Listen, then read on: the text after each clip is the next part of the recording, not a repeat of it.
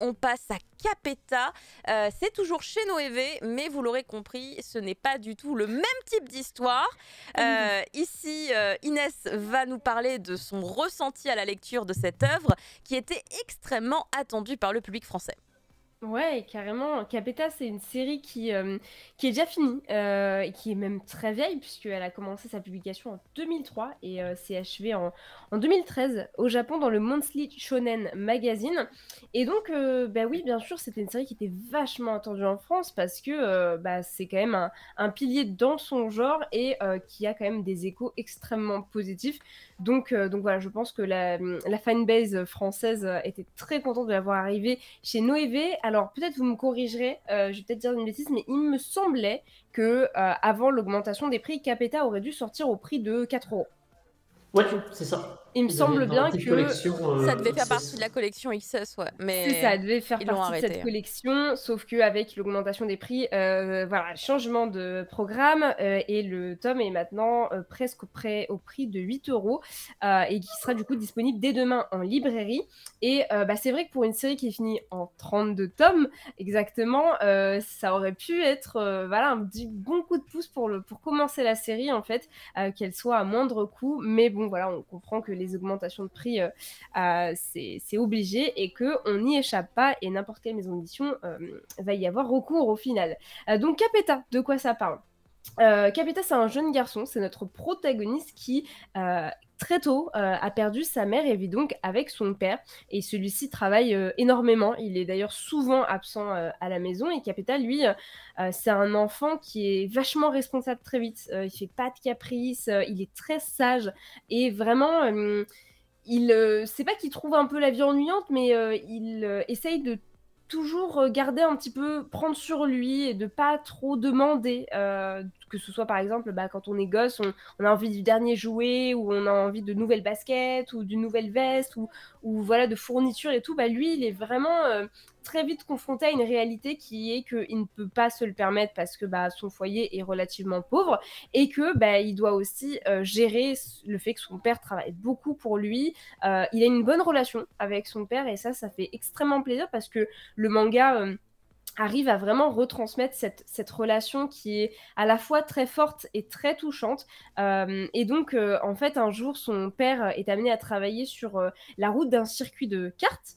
Et il décide de construire en fait un kart justement pour l'offrir en surprise à son fils. Et en fait, tout part de là parce que, bah, comme je le disais, c'est un garçon qui est très sage et qui vraiment demande rien à son père, qui reste un petit peu voilà dans son coin en fait et qui essaye de pas faire chier le monde en fait tout simplement. Et donc il a jamais demandé de cadeaux, ce genre de choses. Et son père comprend en fait, a un petit peu le déclic et comprend que son fils qui est très jeune bah, prend énormément sur lui et tout le temps son fils lui dit mais t'inquiète papa, ça va aller, ça va aller, ça va, t'inquiète pas, faut pas s'inquiéter. Et en fait son père se rend compte que bah, si il dit ça, c'est pas vraiment du mensonge ou quoi, mais presque, c'est que il voit en fait dans les yeux de son fils que il essaye de tout faire pour supporter et pour prendre sur lui. Et donc il lui dit, ok, je vais essayer de faire ça, je vais essayer de lui faire une surprise et peut-être que ça lui fera plaisir.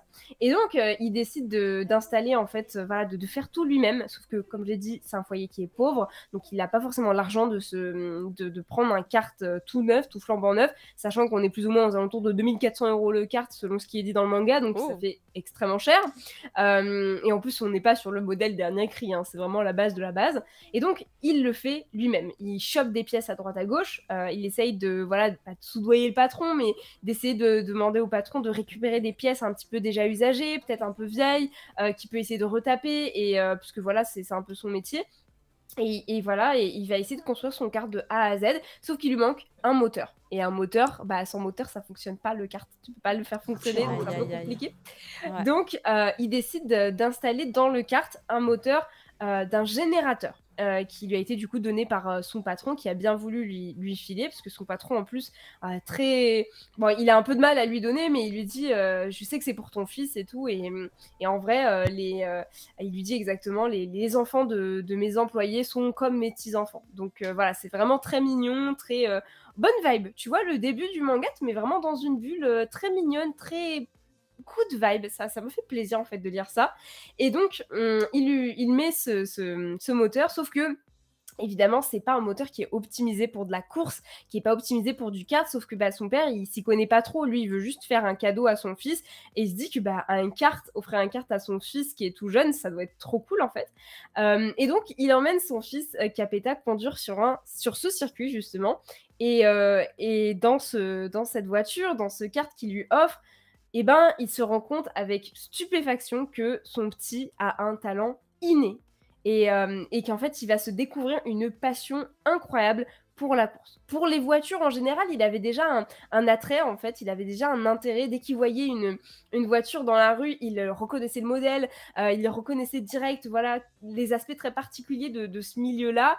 Et il s'imaginait, en fait, on voit des planches où le petit s'imagine dans cette voiture en train de la conduire, en train de ressentir les émotions que la conduite peut procurer.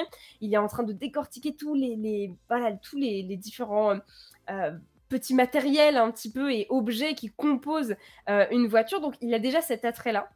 Et c'est le truc qu'il kiffe le plus, mais bien sûr, il n'en a jamais vraiment parlé. Donc son père, vraiment, il découvre comme ça à quel point son fils est passionné par ça. Et donc Capeta, au-delà d'être passionné, je vous ai dit, il a un talent pour ça. Il va il va commencer à courser en fait sur la piste, donc avec son kart, et bah, il se rend compte que le kart que son père lui a fait, il roule, mais c'est un peu un miracle, tu vois. Le moteur n'est pas bon, les roues, elles sont pas égales, donc en fait, ce qui fait qu'il a un déséquilibre, et quand il roule, quand il fait des virages, t'as une roue qui touche pas le sol, et du coup, ça l'empêche de faire des bons virages, donc il fait des hors-pistes. Donc tout ça, en fait, dans sa tête, ça fuse. Il se passe plein de choses dans la tête de Capeta. Il se rend compte de tout ce qui va et de tout ce qui va pas dans ce kart, mais il lâche rien. Il découvre une sensation incroyable, il découvre une passion, il adore ce qu'il est en train de faire. Et donc, presque instinctivement, le manga te montre que il va essayer d'essayer de développer des techniques, d'essayer de serrer les genoux au niveau du réservoir pour essayer de réussir à faire son virage. Et voilà, il chope vraiment des petits trucs, mais très au feeling, tu vois, à l'instinct, pour réussir à quand même être sur cette piste et continuer à accélérer, tu vois. Et en fait, sans s'en rendre compte, il va être en train de courser avec le champion de la catégorie junior de kart. Et en fait, la mère de ce petit, elle est au niveau des gradins avec le père de Capeta. Et donc, elle est en train de se dire, mais waouh, ce petit, il est vachement doué. Tu vois, c'est ton fils? Et le père lui dit, ouais, mais c'est mon kart, c'est moi qui lui ai fait, et elle en revient pas, parce que d'une, le kart, il est en piteux état en réalité, et d'un autre côté, vraiment, il brille sur la piste, parce qu'il est vraiment en train d'égaler le petit champion de kart à côté, qui est son fils. Donc beaucoup, beaucoup d'émotions là sur le coup. Elle, on sent qu'elle a une prestance directe quand elle arrive dans le récit, parce que, alors elle arrive dans le tome 2, mais on sent que ça va être un personnage assez principal de la série, et sachant qu'en plus, voilà, je tiens à souligner le fait que les 2 premiers tomes sortent d'un coup chez Noévé, et c'est vraiment cool, parce que, alors, si le 1 peut paraître un petit peu, voilà, c'est une histoire un petit peu mignonne, d'une passion qui se découvre, d'une relation d'un père et son fils, et d'un fils qui, voilà, est quand même une sacrée maturité pour son âge, ça s'arrête un peu là, en fait, dans ce premier tome. Et dans le deuxième tome, on va justement être piqué par ce fait que il va essayer de monter et de gravir les échelons dans ce milieu-là. Ça va devenir son but. Il va comprendre d'un coup qu'est-ce que c'est que le kart, conduire une voiture et toutes les sensations qu'il y a avec, et la mère du coup de ce champion, va finir par lui proposer de participer à une compétition officielle. Une compétition officielle qui évidemment accepte les enfants et qui est en fait ouverte aux débutants. Parce qu'en fait, elle apprend que c'est un débutant, elle est choquée, vraiment, et elle dit, écoute, on peut pas s'arrêter là, il faut qu'on aille plus loin. Toi et moi, on va faire un truc, tu vois. Et donc, lui, il est comme un gosse. En fait, c'est un gosse, donc oui, logique. Mais voilà, il a des paillettes dans les yeux, il rayonne et tout, et il est super heureux, parce que on pourrait se dire que peut-être il va peut-être en vouloir à son père, parce que son père lui a construit un kart qui est pas du tout à la hauteur. Vraiment, faut vous dire, on sait même pas comment ça roule, ce truc, tu vois. Et non, au contraire, il se dit, il est dans la voiture, on comprend, en fait, on voit ce qu'il pense, on a ses pensées dans le manga, et il est en train de se dire, mais waouh, j'ai une chance incroyable en fait d'être dans ce cadre, d'être sur ce circuit. Et je peux pas la laisser passer. Je dois tout faire pour me donner à fond, pour rendre fier mon père et pour lui prouver que tous les efforts et tout ce qu'il a mis comme émotion et voilà, toute la sueur qu'il a mis dedans, le travail qu'il a mis dedans, je dois lui rendre. Je dois le rendre fier. Et c'est fou parce que le manga a cette capacité à te foutre une claque en termes d'émotion à chaque page, tellement il y a vraiment cette manière de développer les sentiments de ces personnages, de Capeta, beaucoup de travail sur les émotions. Et c'est génial parce que tu lis ça et c'est un énorme câlin, tu vois. C'est un énorme. Justement, Adi, il nous a chroniqué un titre qui. Il faut pas le lire si t'es pas bien. Bah là, pour le coup, si t'es pas bien, lis Capeta, tu vois. Parce que vraiment, pour le coup, Good tu mood. lis ça et c'est feel good. C'est vraiment Trop feel good. bien. Alors, je ne sais pas où est-ce que ça va aller. Je ne sais pas si, j'imagine, tu vois, qu'il va être confronté à des défis, il va devoir apprendre, il va devoir peut-être avoir beaucoup d'obstacles qui vont se mettre sur sa route. Hein. J'ai pas lu l'entièreté du manga, bien sûr, mais tu sens que ça va être une route et une épopée touchante à suivre. Et que tu vas tellement t'attacher au personnage que tu vas vouloir rester avec lui jusqu'à la fin. Et c'est là où le choix de Noévé Graphics, niveau éditorial, enfin, niveau choix du titre, est fort. C'est que c'est une série en 32 tomes, donc déjà, tu peux te dire, oh, j'ai déjà une mangatech qui est pleine à craquer, compliquée, mais tu lis les 2 premiers tomes, crois-moi, tu fais la suite, tu fais l'entièreté de la série. Parce que vraiment, tu n'as pas envie de le lâcher, ce petit. T'as pas envie de le lâcher. Et c'est beaucoup aidé par le dessin, comme vous le voyez là sur les planches. Moi, j'ai trouvé que le dessin, il avait quelque chose de vachement unique. On a quelque chose qu'on retrouve, bien sûr, dans une certaine mesure dans d'autres titres, mais la manière, le design des personnages, le détail apporté sur voilà, ces éléments qui composent la voiture, la piste, le kart, les roues, tout est designé et dessiné de sorte à ce que tu comprennes à quel point l'auteur, il a pris du plaisir en fait à dessiner cette série. Et je trouve vraiment que voilà, le chara-design des personnages, il est juste génial en fait. Et en fait, on a un dessin très crayonneux. On a vraiment l'impression que c'est le premier jet, mais ça fait pas brouillon pour autant. Et c'est ça que j'ai bien aimé, c'est que tout est très limpide, tout est très compréhensible et lisible. Et ça, j'aime beaucoup parce que bah, moi, je m'y connais rien, pas du tout. Que ce soit Formule 1, kart, voilà, j'ai fait du kart pour m'amuser, du karting pour m'amuser quand j'étais en vacances. Et encore, j'avais super peur sur la route. Mais là, l'auteur arrive à te donner les sensations de vitesse quand il est dans son kart, quand il est en train d'accélérer. Il te fait comprendre aussi un petit peu, enfin très vite, le champ lexical du karting, du kart, parce qu'au début, je me suis dit, ah, bizarre, il n'y a pas de... Tu sais, il n'y a pas un annexe à la fin du tome pour t'expliquer certains mots et tout, sur lesquels peut-être ça va être un petit peu technique, en fait. Et au final, bah, dans le manga, on te l'explique. Alors, on te donne un terme direct, on te dit c'est quoi, et de manière très fluide, très naturelle, ça vient pas casser le récit, et ça vient s'insérer très facilement dans la narration du tome, en fait. Et pour le coup, j'ai trouvé ça vraiment... ça s'enchaîne vite, ça se lit bien, c'est frais. T'as qu'une seule envie, c'est continuer, en fait. T'as qu'une seule envie, c'est d'aller voir jusqu'où il va pouvoir aller. Et ce genre de manga, j'aime bien les comparer entre eux. Par exemple, Ascension, si vous avez lu Ascension, si vous avez lu Blue Giant, pour moi, Ouais.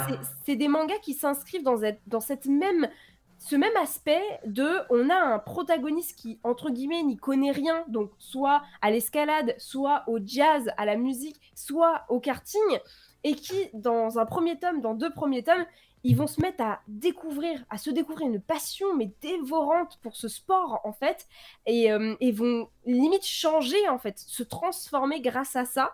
Et j'ai adoré ce côté-là où le mangaka te montre vraiment à quel point c'est plus qu'un simple kiff, tu vois, c'est pas passager. Tu sens que cette passion, elle va le prendre aux tripes et qu'elle va l'accompagner durant sa vie, en fait, tout simplement. C'est un truc qui va pas lâcher.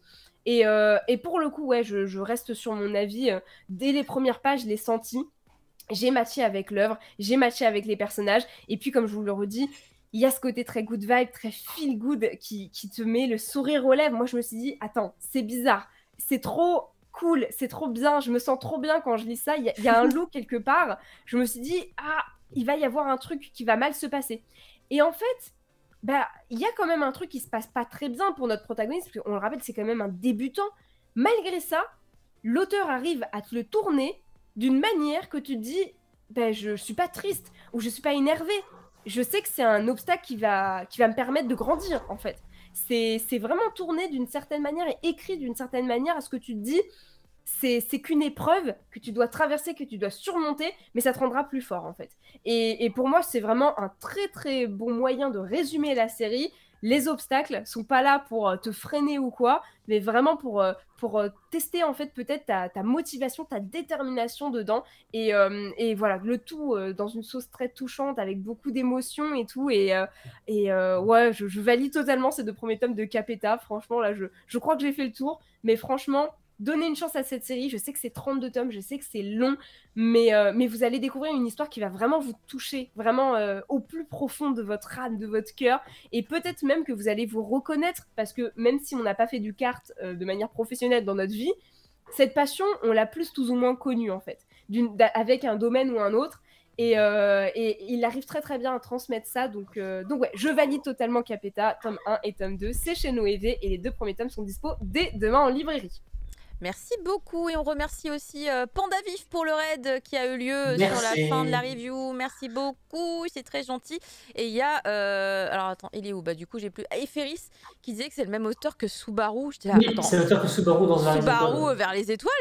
Ah bon? Oui, oui. Ah Oui, j'avais pas fait le lien. J'avais pas fait le lien du tout et je me suis dit. C'est pour ça que le titre m'intéresse en fait. Ah ouais, je comprends. Je comprends. Par contre, le chara-design évolue vachement. Quand on voit la couverture du 32, tu fais ah oui, c'est bon. En même temps, c'est logique en 32 volumes. Hein. Rappelez-vous Mashima avec Rave. Hein. Et puis ça date de 2003. Hein. On rappelle Capeta, c'est bien vieux aussi. Hein. Ah ouais, comme Mashima. Enfin, comme Mashima. Je veux dire, c'est bien vieux aussi. Hein. De quoi? C'était plus vieux Subaru. Oui, Subaru c'est avant. Tu le vois au dessin, hein. Tu le vois au dessin que Subaru c'est d'avant encore. Tu vois sur les planches à quel point le détail est apporté aux roues, aux mouvements. Enfin, ouais, j'hallucine, c'est trop beau. Ouais, c'est beau. Non, il est très fort et je me dis que ça va être encore plus, tu vois, pimpant, on va dire, sur le tome 32 là, quand tu vois la couverture du 32. En plus, moi j'ai la couverture du tome 32 et en fait à côté sur ma page web j'ai la couverture du 1. Et ça fait quelque chose de voir les deux côte à côte. On aurait peut-être dû faire une side comme ça parce que du coup ça montre l'évolution, le chemin parcouru, que ce soit par le protagoniste ou même par le mangaka finalement. Merci beaucoup Inès, on va passer à la suite et là on va partir dans un autre type d'univers.